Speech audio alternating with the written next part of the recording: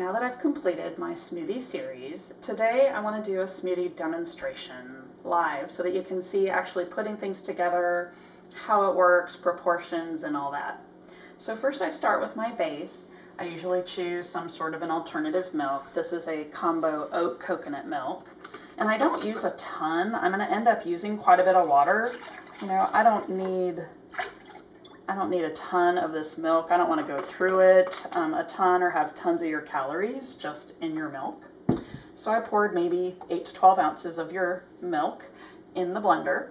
And then, you know, you can throw in some tea, or I have some pomegranate juice in the fridge. So I'm going to pour some of that in there for some good old antioxidants.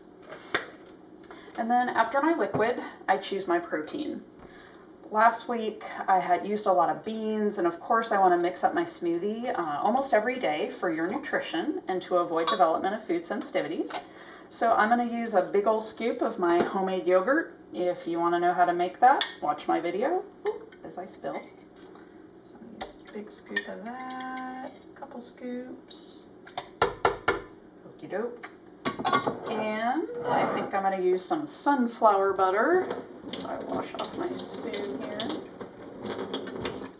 I use a big old scoop of sun butter. Now, how much you use of everything really depends how big your smoothie is and if you're just having it as a snack or as a meal. So I'm going to use a quite big scoop. Might be a couple tablespoons. Okey-dokey. I've already put some salt in there. I always recommend a healthy salt. Okay, and then now, after the liquid, the protein, now I go to veggies. This time of year in the summer, I love to take advantage of my garden. So over here, I've got some sweet potato leaves, some kohlrabi leaves, some cabbage leaves, and even some carrot tops. I've already steamed them in the microwave because you want to remove lectins so that they're the most nutritious and least damaging on your body. If you don't remember what lectins are, I have a couple videos on that.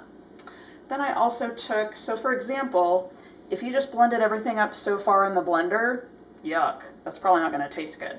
So now use more mellowing veggies. So I cut up some carrots and some squash from the garden, and again I've steamed them.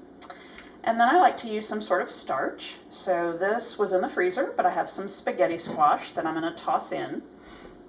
And then sweeteners and fruit.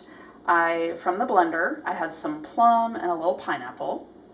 And then when it comes to other sweeteners, I'm also going to put in like a packet of monk fruit stevia. And then bonus additions, I always love to use avocados, so I have about half of a small avocado. You can't see it, but I also have some like mini strawberries that didn't quite get too large in the garden. I love fresh herbs, so I'm going to use fresh basil from the garden, and I also have a stevia plant, so I'm going to use some stevia leaves. And then I'm going to blend this all together for a couple minutes in the blender.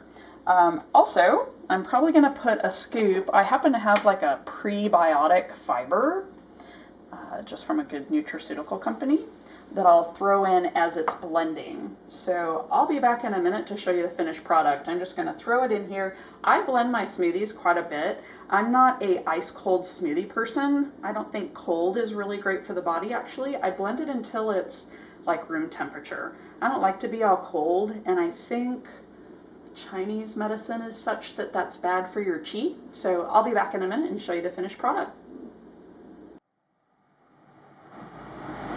Alright, all done.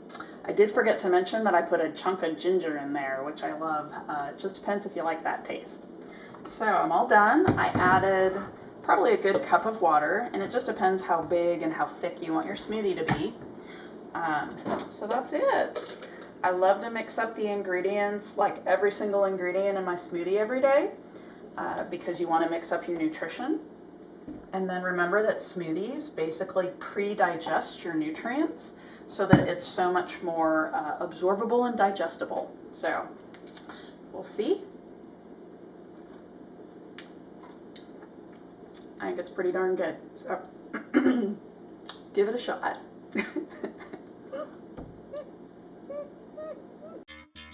Research shows that clicking the thumbs up and subscribe button will make fingers healthy and strong, and besides, it's free.